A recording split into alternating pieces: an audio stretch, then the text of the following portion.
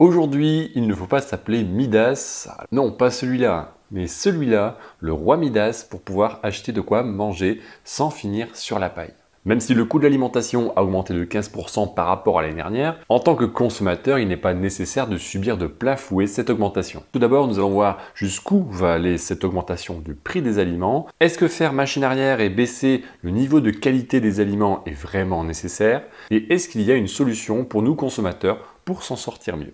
Cette situation de l'augmentation du prix des aliments nous remonte à 2021. Plusieurs facteurs vont expliquer pourquoi il y a eu cette augmentation. Ça s'explique par la hausse du prix du pétrole, de l'énergie, de l'électricité et du gaz. Certaines matières premières ont aussi augmenté avec le conflit en Ukraine. Pour produire, tout le monde utilise du carburant, de l'énergie, des matières premières et en toute logique, ça se répercute sur le prix pour le consommateur. En comparant par rapport à l'année 2022, voici le pourcentage d'augmentation du prix par catégorie d'aliments.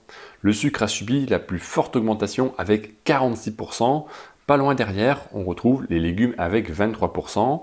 Ensuite, le lait, les dérivés des produits laitiers, comme le beurre ou le yaourt par exemple.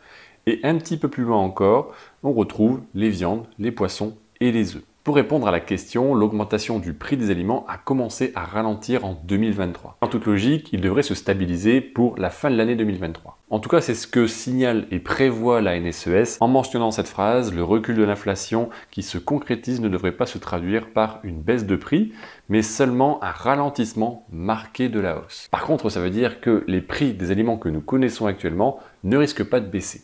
En tant que consommateur, est-ce qu'il faut baisser le niveau de qualité des aliments que l'on consomme? Avec l'augmentation des prix de tous les aliments, forcément, la question va se poser. Aller vers des aliments plus abordables et donc globalement de moins bonne qualité, c'est remettre en question ses habitudes de consommation. C'est aussi se sentir moins capable de financer ses achats habituels. Ça peut être frustrant. Imaginez-vous devoir prendre un smartphone de moins bonne qualité ou d'une génération inférieure par rapport à ce que vous avez actuellement. Même si les matières premières ont augmenté pour tout le monde, on constate que ce sont les aliments les plus coûteux auparavant qui ont subi la plus forte augmentation. C'est une simple question de proportion. Est-ce que manger de bonne qualité coûte vraiment plus cher? C'est ça la question. Et la réponse, oui et non. Tout dépend de vos habitudes de consommation actuellement. Par exemple, les aliments riches en protéines sont généralement les aliments les plus coûteux.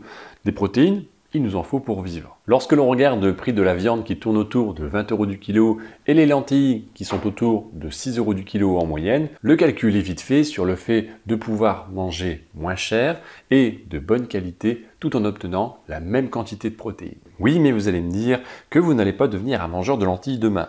Et vous avez raison. Et si on mange 2 à 3 fois des lentilles dans la semaine à la place de la viande, on baisse naturellement les frais alimentaires sans devoir révolutionner les habitudes. Quelques ajustements qui changent un peu les habitudes peuvent faire une sacrée différence. Ah oui, j'ai pris l'exemple des lentilles comme équivalence par rapport à la viande, mais ce ne sont pas les seuls légumes secs.